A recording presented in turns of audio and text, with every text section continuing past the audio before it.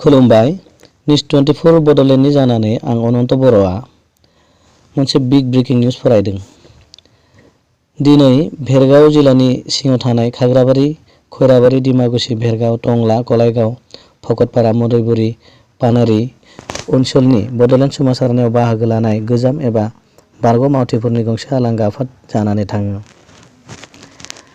बे आफादा टंला आबफनि मावखुलियाव जायो। दिनैनि आफादखौ आफादगिरि महरै मासि आजावनानै सामलायो उदालगुरि जिल्ला बर' फरायसा आफादनि बोसोनगिरि मानगोनां नेरखां खागलारि बिथाङा।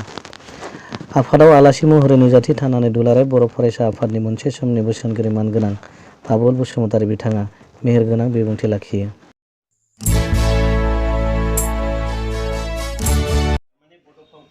ब्रह्मनि जि सोमावसारनायखौ दैदेननाय बिथांनि जि लिडारशिप बेखौ माने प्राइम मिनिस्टारा गनायथि होनानै थांदों आरो बिथाङा बिनि सिगांनि जाय दैदेनगिरि बर'फोरनि जानानै बाथ्रा बुंग्रा रुपनाथ ब्रह्मनिबो मुं मख'लांदों। दा जों जुदि जारिमिनखौ नायोब्ला रुपनाथ ब्रह्ममोनानो बै समाव बर' हारिनि थाखाय ट्राइबेलनि थाखाय जिफोर मोनथाय मोननांगौ दङ बेखौ बिख'ग्रामोन। मोनसे समाव जोंखौ गादबनानै दोनदोंमोन, नासयनानै दोनदोंमोन, थगायदोंमोन।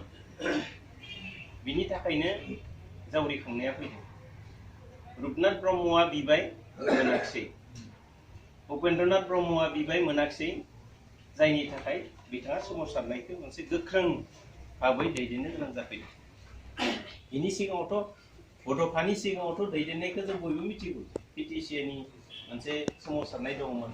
बै समावबो बिनोमोन जे बुंनायाव बड'लेण्ड बुङाखैमोनब्लाबो उदियासल, होमलेण्ड बेबादि नामाकरणफोरखौ होनानै सोमावसारनायखौ दैदेननाय जादोंमोन। दा बेनि गुबै थांखिया बे एखेयानोमोन। जों दिनै जेरै बड'लेण्डनि बाथ्रा होनबाय थादों, बै समावबो बेनोमोन। आलादा मोनसे राजखान्थियारि माने बेबस्था बेखौ नागिरनानैनो सोमावसारनाय।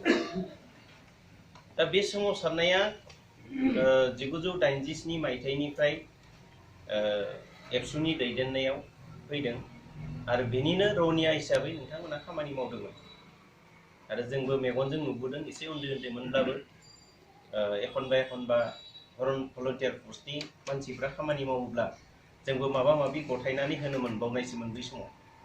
पुलिस मिलिटारिफ्रा बा माने पुलिसफोरा रेड खालामोब्ला जोंबो बे मानसिफोरजोंनो खारखोमानानै थानो गोनां जायोमोन, जोंबो न'आव थानो मोनामोन। आरो बेखौ नायोब्ला गमामायैनो जोंबो बै समनिफ्रायनो दिनैसिमबो दङ आरो नोंथांमोनजोंनो समान जानानै दोङो लेभेला। जोंबो जेरावबो थाङाखै, माने जायगाबो सोलायाखै। दानि आदाया बुंनाय बायदि जोङो माने जायगा मोनसेयावनो दंबाय थायो, खुन्थि मोनसेयावनो दंबाय थायो, जोंबो सोलायाखै आरो। दा बै समनिफ्राय दुखु दाहाथ' गोबांनियाव गोबां रोखोमनि जालांदों। सोरबाया गावनि फिसाखौ खोमानानै लानो गोनां जादों, सोरबाया गावनि बिफाखौ खोमानानै लानो गोनां जादों, सोरबाया माने बिसिखौ खोमानानै लानो गोनां जादों, गोबां रोखोमनि। सोरबाया जेल जानो गोनां जादों।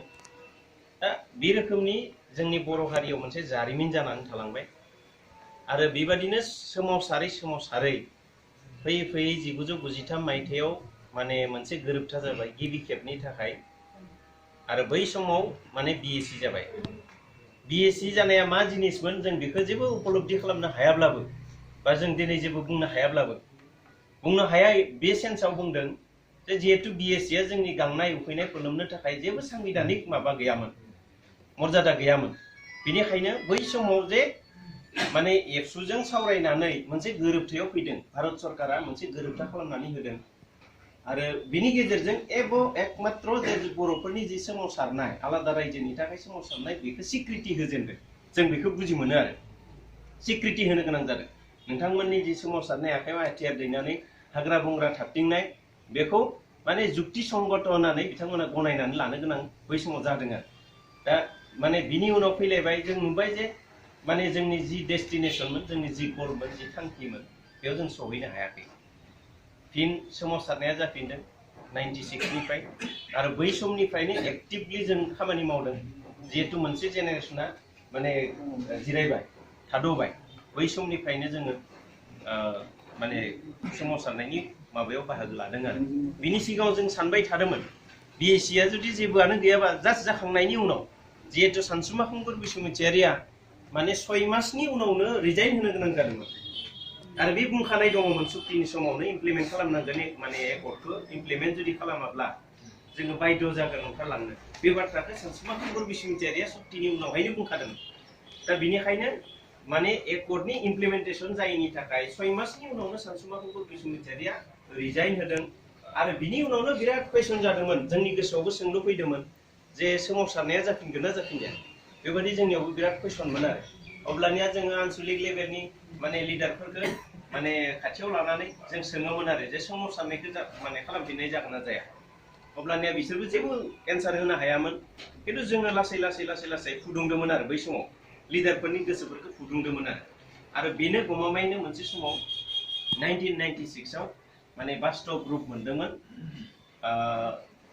बिएलटि दानानै एबसुआ माने सोमावसारदोंमोन आरो जोङो जारिमिनखौ नायोबा बेनो मोनसे धाराबाहिक भाबै बर'फोरनियाव माने माबाया जाबोदों आखायाव हाथियार दैनानै सोमावसारनाय 93 आव नोंथांमोननि आखायाव थानाय हाथियारफोरखौ गथायबाय 2003 आव दिनैनि आफादाव गोजाम एबा बारग' मावथिफोरा ज' जानानै गाव गावनि सिनायथि होलायो। आरोबाव बड'लेण्ड सोमावसारनायाव खेबनै गोरोबथानि उनाव जानाय थामथि बड'लेण्ड गोरोबथाखौ गोजाम एबा बारग' मावथि बिथांमोना गोसो गुदुङै बरायो होननानै फोरमायदों।